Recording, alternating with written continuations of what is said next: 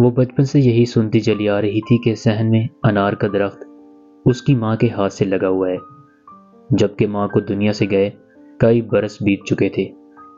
اسے ٹھیک سے یاد بھی نہیں تھا۔ درخت پر لگے پھلوں کا یہ حال تھا کہ ٹہنیاں انار کے بوجھ سے جھک کر زمین تک پہنچ جاتی تھیں۔ ایک عام قد کا انسان ہاتھ بڑھا کر آسانی سے انار توڑ سکتا تھا۔ ماں کے چلے جانے کے بعد گھر کا نظام بھابھی نے سنبھالا۔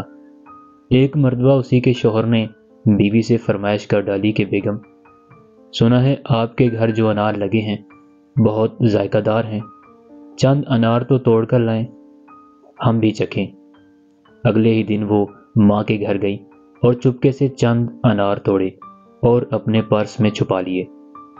اسی اثنا میں بڑی بھابھی نے درخت کے قریب کی شاخوں کو دیکھا اور شور مچانے لگی، یہاں سے انار کس نے توڑے؟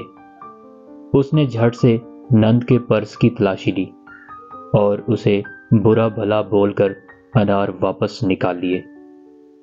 نند بیچاری انتہائی دکھی دل سے روتی ہوئی بھائی بھابھی کے گھر سے نکل گئی۔ خاوند سے معذرت طلب کی کہ وہ انار نہیں لا سکتی کیونکہ اسے اجازت نہیں۔ خدا کی کرنی دیکھ لیجئے، سنا تھا جس گھر سے بیٹی دکھی کر کے نکالی جاتی ہے اس گھر سے رزق کی فراوانی روک دی جاتی ہے۔ ایسا ہی ہوا۔ انار جو پھلوں کے بوجھ سے جھک جاتا تھا، اگلے برس اس نے نہ صرف پھل دینے سے انکار کر دیا بلکہ درخت کی جڑوں میں ایسے کیڑے پڑ گئے جو زمین میں پھیلنا شروع ہو گئے۔ کیڑوں کی روز بروز بڑھتی ہوئی تعداد بہت خوفناک منظر پیش کرنے لگی اور نوبت یہاں تک آن پہنچی کہ درخت کو جڑ سے اکھاڑ کر پھینک دیا گیا اور اس جگہ بھاری مقدار میں کیمیکل ڈالا گیا تاکہ کیڑے ختم ہو جائیں۔ بات یہاں ختم نہیں ہوتی۔ ایک مرتبہ وہی بیٹی ان کے گھر واپس آئی اور درخت کو یاد کر کے رونے لگی۔ اس نے درخت کی جگہ اپنا ہاتھ رکھا اور ماں کو یاد کیا۔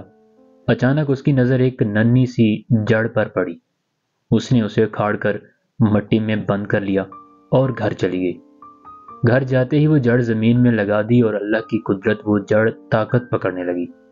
صرف 2 سال بعد ہی وہ جڑ تناور درخت بن گیا۔ دیکھنے والے محو حیرت ہیں کہ 3 سالہ درخت اب پھل دینے لگا۔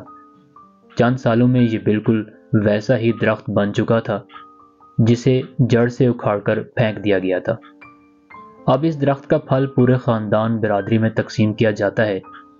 یہ ایسا جادوئی درخت بن چکا ہے کہ سارا سال سرسبز رہتا ہے اور اس کا پھل ہر گھر میں کھایا جانے لگا۔